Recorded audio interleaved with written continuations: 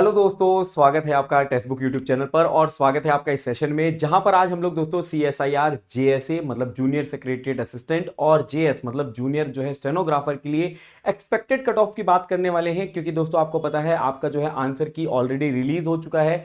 ये दोस्तों आप देख सकते हैं जाकर वेबसाइट पर, जहां पर आपको अपना रजिस्ट्रेशन नंबर और डेट ऑफ बर्थ डालना है और आप अपना आंसर की देख पाएंगे।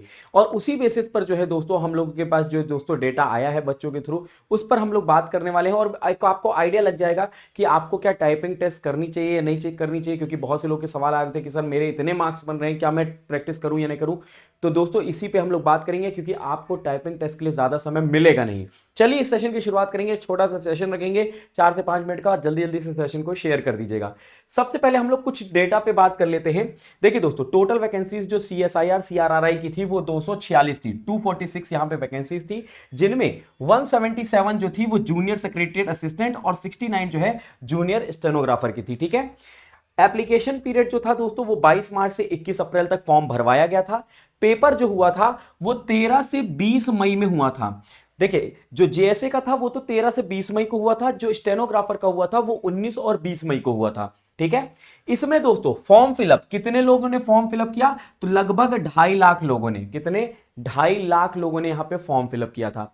अटेंडेंस जो दोस्तों एग्जाम जो बच्चे देने गए हैं एग्जाम, तो उसमें 65 से 70% मतलब ठीक ठाक जो है दोस्तों लोग गए हैं एग्जाम देने। ठीक है। कई एग्जाम में 50% देखने को मिलता है, लेकिन यहां पे ठीक गए हैं, 65 to 70% गए हैं। अब देखिए दोस्तों, 65 to 70% का मतलब है 1.7 लाख से लेके 1.75 लाख, मतलब लगभग 1,70,000 बच्चों ने फिर भी पेपर ये दिया हुआ है। ये ध्यान रखिएगा। आपके आंसर की जो है दोस्तों ऑलरेडी रिलीज हो चुकी है। 21 मई को ये दोस्तों ये रिलीज हो चुकी थी। अगर आपने आंसर नहीं देखा है तो देख लीजिए। अब देखिए दोस्तों, टाइपिंग टेस्ट जो है ये मोस्ट जो प्रोबेबल डेट मतलब निकल कर आ रहा है कि जून 2025 में, मतलब जो है दोस्तों 24 तारीख तक तो अभी आप क्लेम कर सकते हो कि आपका आंसर है, या फिर कोई क्वेश्चन में जो है डाउट है उसको आप क्लेम कर सकते हो 24 तारीख तक। और अगले ही दोस्तों मुश्किल से मुश्किल 10 से 15 दिन में ही जो है दोस्तों बाद ये करवा दिया जाए, क्योंकि जेएसए का जो है CSIR का प्रोसेस बहुत फास्ट होता है। ठीक है। अब हम बात करते हैं दोस्तों यहां पर कि थोड़ा सा कि एग्जाम लेवल क्या था। तो एग्जाम लेवल जो बच्चों से हमने बात की तो उससे पता चला कि इजी टू मॉडरेट जो है लेवल था एग्जाम का। अब यहां पर दोस्तों कुछ चीजें हमें दोस्तों बतानी है जो आपको जानना जरूरी है। देखिए, जेएसए में जो होता है 2 पेपर होते हैं, एक पेपर 1 होता है और एक पेपर 2 होता है। आप लोगों ने जेएसए का दिया है, बिल्कुल पता होगा।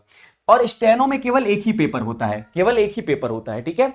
अब देखिए दोस्तों, जेएसए का जो पेपर 1 होता है ये क्वालिफाइंग होता है, इसके दोस्तों मेरिट नहीं बनता, ये ध्यान रखिएगा। ये केवल क्वालिफाइंग होता है। ठीक है, ये क्वालिफाइंग। और यहां पर जेएसए का जो पेपर 2 होता है इससे मेरिट बनती है। ध्यान सुनिएगा, इससे मेरिट बनती है। ठीक है, इससे मेरिट बनती है। तो जब दोस्तों जेएसए पेपर 1 जब आप दे रहे थे तो यहां पर ऑलरेडी दोस्तों एग्जामिनर ने बता रखा था, नोटिफिकेशन ऑलरेडी में दिया हुआ था कि आपको जो है क्वालिफाई करने के लिए कम से कम 40 जो है प्रतिशत नंबर लाने होंगे। 200 मार्क्स का ये पेपर था। कितने मार्क्स का पेपर 1 जो था वो 200 मार्क्स का पेपर था। 200 में से आपको 40% तो लाने होंगे अगर आप यूआर कैटेगरी को, मतलब कम से कम आपके 80 नंबर आने चाहिए, तभी आपका पेपर 2 चेक होगा। ठीक है। अगर नहीं आ रहे हैं आपके पेपर 1 में दोस्तों 80 मार्क्स के ऊपर यूआर कैटेगरी के, तो आपका ये पेपर चेक ही नहीं हुआ होगा। ठीक है। उसके बाद ओबीसी को 35% लाने थे, मतलब 70 मार्क्स लाने थे।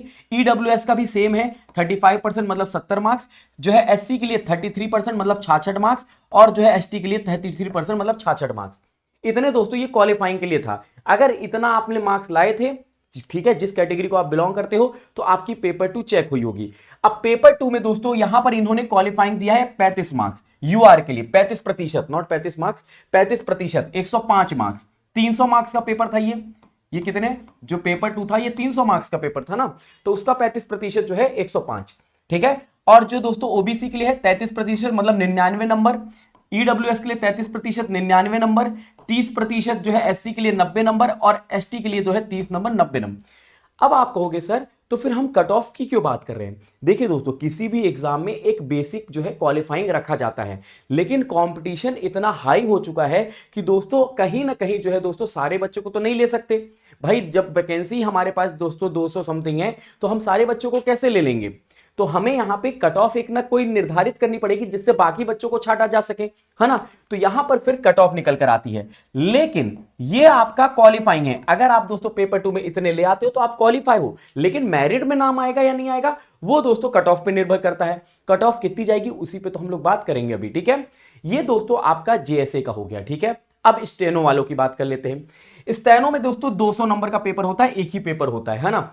इसमें इन्होंने कहा था कि यूआर के लिए 35% मतलब 70 नंबर लाने होंगे क्वालिफाई करने के लिए, ठीक है। 33% जो है ओबीसी 66 नंबर, 33% जो है ईडब्ल्यूएस 66 नंबर लाने होंगे, एससी के 30% लाने होंगे मतलब 60 नंबर, और एसटी को 30% मतलब 60 नंबर लाने होंगे, ठीक है। इनका तो इसी पे मेरिट बनेगा, इनका इसी पे मेरिट बनेगा।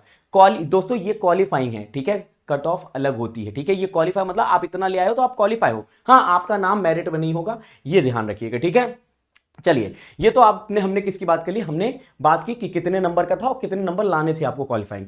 तो यहां पर मेरिट बनने के लिए जीएसए में पेपर 2 और स्टेनोग्राफर में तो यही कैलकुलेट होगा मेरिट बनाने के लिए। अब यहां पर देखिए मैंने एक्सपेक्टेड कट ऑफ लिखा है। अब एक्सपेक्टेड कट ऑफ दोस्तों आप देख सकते हो मैंने जेएसए का अलग, स्टेनो का अलग लिखा है, ठीक है। कैटेगराइज किया हुआ है। जैसे यूआर का, अगर आपका यूआर में 200 से ज्यादा नंबर आ रहे हैं तो आप टाइपिंग टेस्ट शुरू कर दो दोस्तों। टाइपिंग प्रैक्टिस जो है उसकी शुरुआत कर दो, और अगर दोस्तों शुरुआत नहीं की है तो बड़ी गलती कर रहे हो, क्योंकि अब ज्यादा समय आपको मिलेगा नहीं, ठीक है। ओबीसी के हो 195 नंबर से ज्यादा आ रहे हैं तो जो है टाइपिंग टेस्ट की शुरुआत कर दो। ईडब्ल्यूएस के हो, जेएसए का पेपर दिए थे 190 के ऊपर आ रहे हैं आपके, तो प्रैक्टिस शुरू कर दो। एससी के हो 185 नंबर के ऊपर आ रहे हैं, प्रैक्टिस शुरू कर दो। और एसटी के हो तो 180 नंबर के ऊपर आ रहे हैं तो आप प्रैक्टिस कर दो शुरू। सिमिलरली स्टेनो के लिए आप देख सकते हैं, स्टेनो के लिए भी मैंने यहां पर मेंशन कर रखा है। अगर स्टेनो के लिए दोस्तों, क्योंकि स्टेनो का 200 में से था दोस्तों, ये 300 में से है, ये 200 में से है, ठीक है। ये आउट ऑफ 300 है, क्योंकि मेरिट लिस्ट हमारी तो 300 में से बनेगी, पेपर 2 वाले से बनेगी, और ये 200 नंबर में से।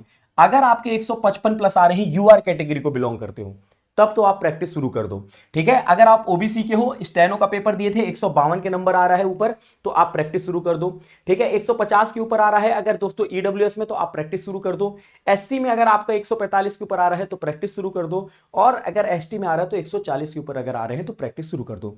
ये एक एक्सपेक्टेड है दोस्तों, ठीक है। ऐसा नहीं है दोस्तों कि बिल्कुल ये फिक्स है, क्योंकि दोस्तों कट ऑफ तो दोस्तों यहां पर हम बच्चों से जो बात करते हैं उनके थ्रू जो पता चलता है कि पेपर का लेवल क्या था, उनके मार्क्स कितने बन रहे हैं, उस हिसाब से मैंने आपको ये एक्सपेक्टेड बताया।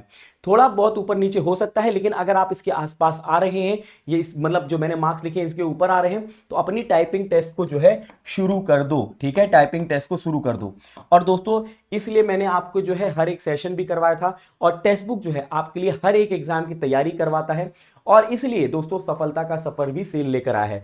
अभी दोस्तों 2 दिन के लिए आपकी सेल चल रही है। अगर आप सीएसआईआर के अलावा जो है किसी और भी एग्जाम की तैयारी कर रहे हैं, जिन बच्चों का सीएसआईआर में नहीं हुआ है वो एसएससी स्टेनोग्राफर के लिए जा सकते हैं। सीएसआईआर स्टेनोग्राफर में नहीं हुआ है तो एसएससी स्टेनोग्राफर में जा सकते हैं, या फिर अदर एसएससी एग्जाम्स के लिए जा सकते हैं, या रेलवे एग्जाम्स के लिए। तो आपको हर एक जो है दोस्तों एग्जाम्स की तैयारी कराई जाती है सुपर सिलेक्शन पैक। यहां पर रेलवे, एसएससी, यूपी, बिहार और अदर एग्जाम की तैयारी कराई जाती है। यह कोर्स 12 महीने का है, जिसका 4999 प्राइस था, लेकिन अभी आपको 749 रुपए में मिल रहा है।